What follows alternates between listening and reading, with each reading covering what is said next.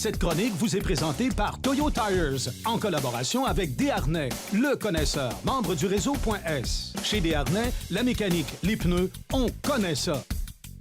Nous sommes présentement chez Desharnais Pneus Mécaniques. Je suis en compagnie de Jean Guiroy. Salut Jean-Guy. Salut Daniel. Alors, on poursuit les différents manufacturiers, on découvre leurs produits. Cette semaine, on commence avec quoi? Michelin. On est dans la compagnie Michelin, manufacturier très bien connu, surtout aussi avec la durabilité d'un Michelin légendaire. Et on poursuit cette année encore une fois. Premièrement, bien, le pneu de camionnette, le pneu de VUS, la fameuse Michelin LTX, nous revient sur différentes versions. On a le premier LTX qui est juste à côté de toi, qui est un peu plus doux au niveau douceur de roulement et au niveau comportement aussi, quand même un peu pneu de route. Très intéressant. Puis si on veut travailler un peu plus avec notre véhicule, qu'on fait du hors-route aussi un peu plus, bien, on a un bon compromis avec le LTX Michelin pur, qui est légendaire dans l'industrie. Un pneu un petit peu plus agressif. Là. Plus agressif un peu. Et exactement pour l'automobile, bien, le Defender. Defender, c'est le pneu vraiment qui fait sur une application de tous les véhicules, que ce soit un véhicule compact, intermédiaire ou pleine grandeur. C'est un pneu qui se comporte très bien. Une bonne douceur de roulement, mais surtout, son point fort qui est intéressant, c'est son efficacité de freinage sur pavé mouillé. Donc, va adhérer beaucoup plus. On a travaillé beaucoup sur le compound du caoutchouc, fait en sorte qu'on va aller chercher une adhérence autant sur pavé sec que pavé mouillé et sur sa durabilité, évidemment, avec des codes de kilométrage qu'on peut sortir qui sont fort impressionnants. Donc, chez Michelin, puis il ne faut pas oublier non plus toute la gamme de pilote sport Michelin, le pneu de performance. On a un véhicule qui est un petit peu plus exotique, qu'on veut s'énerver un petit peu plus, qu'on veut s'évader, puis qu'on veut le faire en sécurité. Bien, le Michelin de la famille pilote est vraiment intéressant. On a bien travaillé chez Michelin. On avait eu des années tranquilles, mais là, ça va. Oui, puis on est stabilisé aussi avec les modèles. Autant dans la camionnette SUV que dans le pneu automobile. Dans les deux cas, on est bien positionné aussi, aussi au niveau du prix. OK, maintenant chez Hankook. Bien, chez Hankook, on a un pneu surtout à parler, c'est le Kinergy. Tu as deux modèles de Kinergy, un ST et un GT, qui font en sorte que c'est des pneus qui, rapport qualité-prix, sont vraiment impressionnants. On les a découverts depuis 2 ans maintenant. Et c'est rendu à la 3e saison avec le Kinergy. Rapport qualité-prix, durabilité, douceur de roulement, c'est vraiment impressionnant comme produit, toujours en rapport avec le prix qu'on met pour faire l'acquisition de ces produits-là.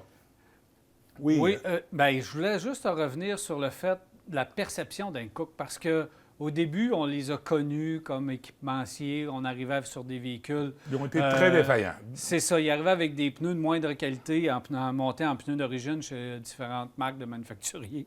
Sans a nommé le Léos. Exactement. Ah, c'est ça que tu penses, hein? On se souvient un petit Léos rouge qu'on avait à un moment donné, 14 000 kilos, pneus d'origine. T'as fini complètement. Absolument. Ouais.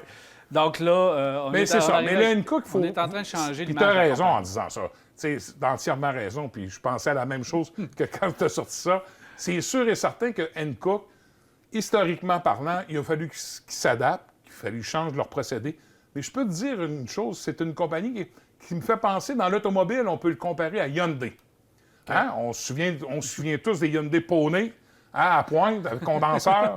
Bien, c'est la même chose. Hankook, là, c'est la même comparaison qu'on peut faire avec Hyundai. Aujourd'hui, Hyundai se classe dans les manufacturiers de choix, puis qui sont sérieux, puis ils se sont bien positionnés comme produits. Mais c'est la même chose pour Hankook. Hankook ont fait le même cheminement, la même démarche. Ils ont éliminé un paquet de produits qui n'étaient vraiment pas bien positionnés, bien situés dans le marché, bien adaptés aussi pour les applications. Et on est allé sortir des produits sûrs, des produits qui sont bien l'harmonie des produits là, est en sorte très bien positionnée chez Hankook cette année. Et on l'a travaillé depuis au moins 4 ans qu'on fait ça. Puis le Kinergy, là, je peux te dire que c'est un pneu là, il est surprenant. C'est vraiment là, la durabilité de ce produit-là, là, c'est à faire tomber de nos chaises. Absolument, parce que chaque nouveau produit qui arrive impressionne. Donc, oui. vraiment... Oui, ils sont sur une bonne lancée. Parle-moi de ce pneu-là qui a de la mousse à l'intérieur. Oui, la mousse, la bande de mousse. Ça, c'est pour la vibration, première des choses. C'est ça qui est le plus important. Et on coupe la ligne harmonique aussi de son de roulement. le frottement, parce qu'on est en surface large, notre empreinte au sol est très large, et on fait en sorte qu'on est capable d'aller chercher une stabilité davantage avec notre produit. Ça fait en sorte que, oui, c'est bon, mais c'est pas révolutionnaire comme équipement de notre pneu. On est capable de faire la même chose avec autant de performance, mais avec moins de flofla que cette mousse à l'intérieur. C'est spectaculaire, pareil, quand tu le regardes comme ça. Oui, absolument, absolument. Jean-Guy, parlons d'alignement maintenant, parce que des pneus qui coûtent quand même quelque chose, donc on veut les garder longtemps, c'est important d'aligner. Bien, on sait, hein, pression d'air, permutation, alignement, c'est les 3 choses qui sont en ligne de compte direct avec l'usure de vos pneus. On ne changera pas ça. C'est les 3 points qu'il faut se rentrer dans la tête comme consommateur, comme utilisateur de notre véhicule. Donc, nos pressions d'air, nos rotations et l'alignement. L'alignement, le parallélisme, c'est important. Pourquoi? Parce que la plupart de nos véhicules aujourd'hui, le consommateur change de roue. Hein, on a des roues d'hiver avec une dimension. On a des roues d'été avec une dimension. Fait que, tu as vu, là, c'est plus large. Fait que, si c'est plus large, c'est moins permissif comme pneu. Fait que si on a un réglage qui n'est pas adéquat sur notre véhicule en termes de géométrie, en termes d'alignement, et qu'on met nos pneus larges d'été, nos roues de maille, nos beaux pneus larges, qui coûtent une fortune, puis que notre véhicule n'est pas ajusté adéquatement, qu'est-ce que ça va faire? En dedans de 5 à 8 000 km, on va avoir passé à travers nos pneus, on va avoir une mauvaise usure, soit sur les épaulements, sur la bande centrale, ou des fois même en dents de scie. Fait qu'on va avoir toutes sortes de traces d'usure prématurées. Puis on va briser nos pneus et on va couper la vie de nos pneus de façon drastique.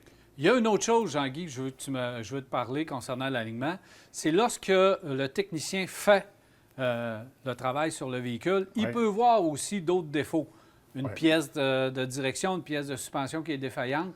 Ça a aussi un petit côté sécuritaire. Oui, ça a un côté préventif parce que le technicien qui va procéder à l'alignement, comme tu le mentionnes, il fait une inspection visuelle, globale, générale. Que ce soit une tubulure de frein qui commence à suinter, que ce soit une trace au niveau d'une usure prématurée de frein, conduite, suspension, comme tu l'as mentionné, toutes les pièces de conduite, suspension, les roulements de roues, hein, parce qu'on le voit, parce qu'il monte le véhicule dans les airs, fait qu'il fait tourner les roues. On peut tout de suite voir si on entend, si on a un jeu ou si on l'entend, on a un roulement de roue qui s'en vient, qui est défaillant.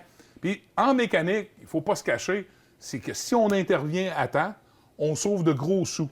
Donc, un petit bobo, on le répare, on n'en parle plus, mais si on le laisse là, grossit, entraîner d'autres choses, et là, la réparation va être beaucoup plus salée. Merci beaucoup, Jean-Guy. Au plaisir.